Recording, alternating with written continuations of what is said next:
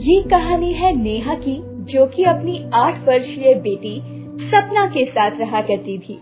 नेहा दुर्गा माता की बहुत बड़ी भक्त थी। वो कोई भी काम करती तो सबसे पहले दुर्गा माता की पूजा करती। ऐसे ही एक दिन नेहा दुर्गा माता की पूजा कर रही होती है, तभी उसकी बेटी सपना स्कूल से आती है और अपनी माँ को आवाज लगाती है, माँ मैं बहुत थक गई हूँ, कहाँ हो तुम?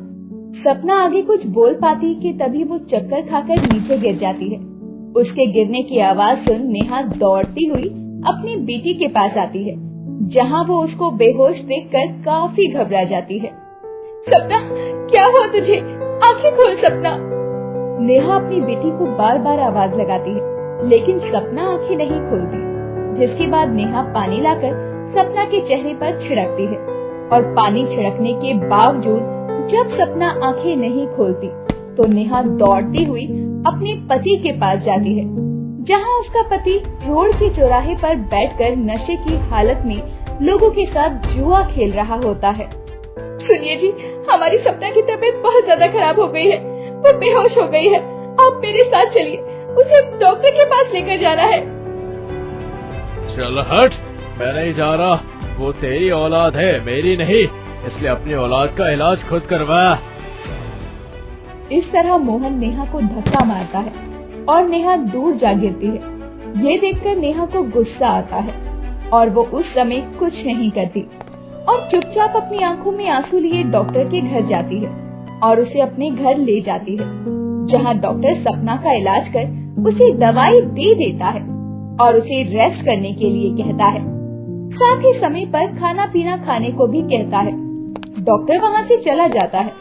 अपनी बेटी की ऐसी हालत देखकर नेहा माता रानी के आगे हाथ जोड़कर बोलती है, हे माँ, मैं आपकी इतनी पूजा करती हूँ, उसके बाद भी आप मुझे इतनी तकलीफें दे रही हैं। आपका ये इम्तिहान मैं पास नहीं कर रही।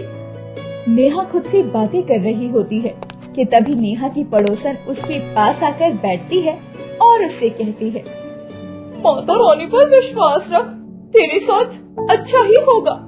अरे, माता रानी पर जो विश्वास करता है उस भक्त के साथ कभी भी बुरा नहीं होता, और वो हमारे अच्छे के लिए ही करती है जो करती है। अगर वो एक रास्ता बंद करती है तो हमारे सामने और नए रास्ते खोल देती है। लेकिन मैं क्या करूं? देखिए ना, पति भी नशेड़ी है, पति से कोई उम्मीद नहीं कर सकती। एक बेटी का ही तो सहारा है, वो भी इस तरह बीमार पड़ी हुई है। मुझे तो कुछ समझ नहीं आ रहा कि मैं क्या करूं।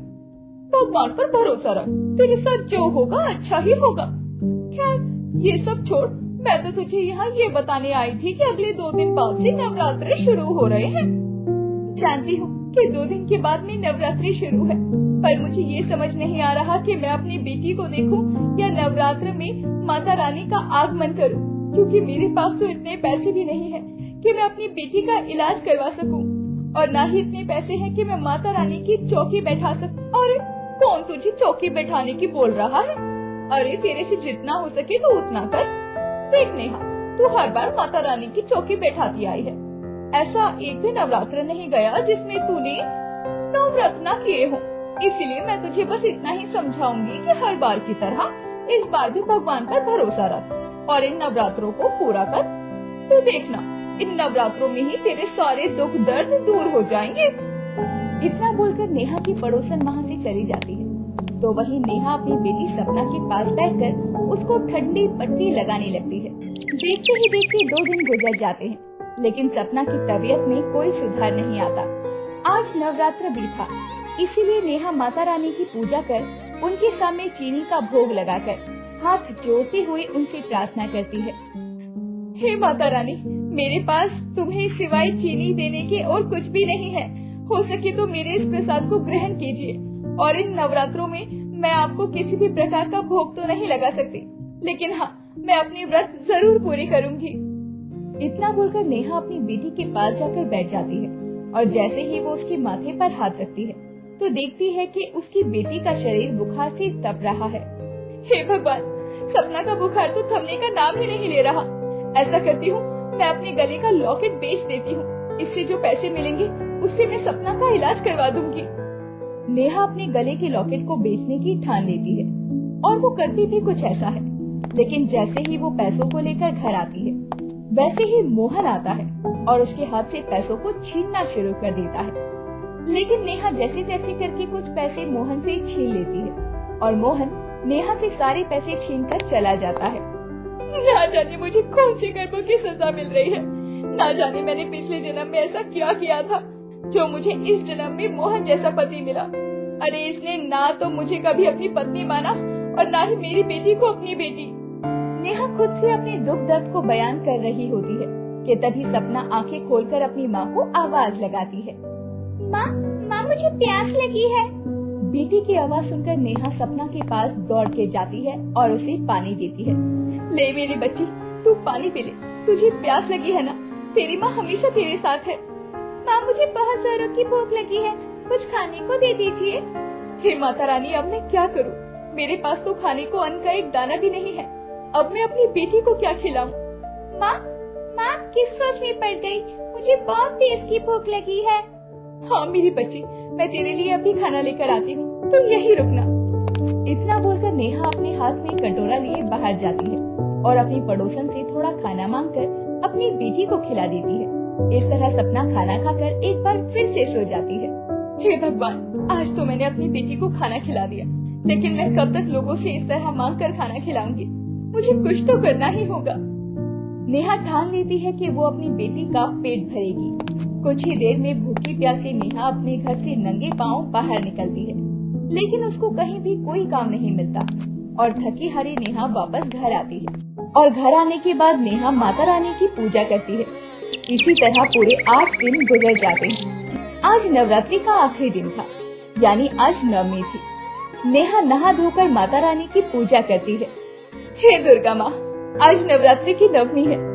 ये 8 दिन किस तरह गुजरे मुझे पता ही नहीं चला। इस बार मैंने आपकी सेवा सही ढंग से भी नहीं की। हो सके तो मेरी भूल को माफ करना, मुझे माफ करना माँ, क्योंकि हर साल की तरह इस बार मैं 9 कन्याओं को भोजन नहीं करवा रही। मेरी बेटी की तबीयत बहुत खराब चल रही है, मैं उसका इलाज भी नहीं करवा पा रही। कन्याओं को भोजन कहाँ से करवा पाऊंगी? माता, इस घर में कोई है? बच्चे की आवाज सुनकर नेहा अपने घर के दरवाजे पर जाती है, जहाँ वो देखती है कि उसके दरवाजे पर 9 कन्याएं खड़ी है। हे भगवान, ये 9 कन्याएं मेरे दरवाजे पर? मेरे पास खाने और खिलाने के लिए कुछ भी नहीं है, मैं इन्हें भोजन कहाँ से करवाऊंगी? माता, क्या आप हम 9 बहनों को भोजन ग्रहण नहीं करवाएंगे? आज तो नवरात्रि है। हाँ बिल्कुल, लेकिन बच्चों, मेरे पास तो आप लोगों को भोजन करवाने के लिए ना ही खाना है और ना ही देने के लिए कुछ। लेकिन आप सभी मेरे दरवाजे पर आई हैं, इसीलिए मैं आपको ना तो खाली हाथ भेजूंगी और ना ही भूखे पेट। मेरे घर में सिर्फ और सिर्फ चीनी रखी हुई है, मैं आप लोगों को वही खिलाऊंगी। इतना बोलकर नेहा उन 9 लड़कियों को घर में बुलाती है और उन्हें खाने में चीनी देती है। जैसे जैसे वो लड़कियों को चीनी परोसती है, वैसे वैसे चीनी की थाल खाने में तब्दील हो जाती है। ये देखकर नेहा बेहद हैरान हो जाती है। उसे समझ में नहीं आता कि क्या हो रहा है। कुछ ही देर में सपना पूरी तरह ठीक होकर अपनी माँ के पास आ जाती है और तभी उसका पति भी ठीक होकर नेहा के पास आता है। नेहा, हो सके तो मुझे माफ कर देना। जाने अनजाने में मैंने ना जाने कितना बड़ा पाप किया है। मैंने तुम्हारे साथ बहुत बुरा सलूक किया। मैंने तुम पर हाथ उठाया, तुमसे पैसे छीने। ना तो मैं अच्छा बाप होने का फर्ज निभा पाया और न ही एक अच्छा पति बन पाया। हो सके तो अपने पति को माफ कर देना नेहा। तो मुझे माफ कर दो कि ना, अब से मैं सारी जिम्मेदारियों को बखूबी निभाऊंगा, कभी भी अपनी जिम्मेदारियों से नहीं भागूंगा। माँ, मेरी तबीयत ठीक हो गई, अब मुझे कुछ नहीं हो रहा। देखो मैं पूरी तरह ठीक हूँ। मुझे तो खुद की आंखों पर विश्वास नहीं हो रहा। ये सब अचानक मेरे घर में, कहीं ये 9 लड़कियाँ। नेहा जैसे ही पीछे पलटती है तो वो देखती है कि वो 9 लड़कियाँ वहाँ नहीं हैं और उन 9 लड़कियों के पैरों के निशान उसके घर में हैं, जिन्हें देखकर नेहा को ये समझते देर नहीं लगती कि वो 9 कन्याएं कोई और नहीं बल्कि स्वयं माता रानी थी। इस तरह नेहा की पूजा सफल होती है, साथ ही उसका पति भी सुधर जाता है। इसके बाद सब कुछ नॉर्मल हो जाता है। अगर आपको हमारी ये वीडियो अच्छी लगी हो तो वीडियो को लाइक और चैनल को सब्सक्राइब जरूर करें और अपने दोस्तों को शेयर करना ना भूलें। साथ ही बेल आइकन प्रेस करें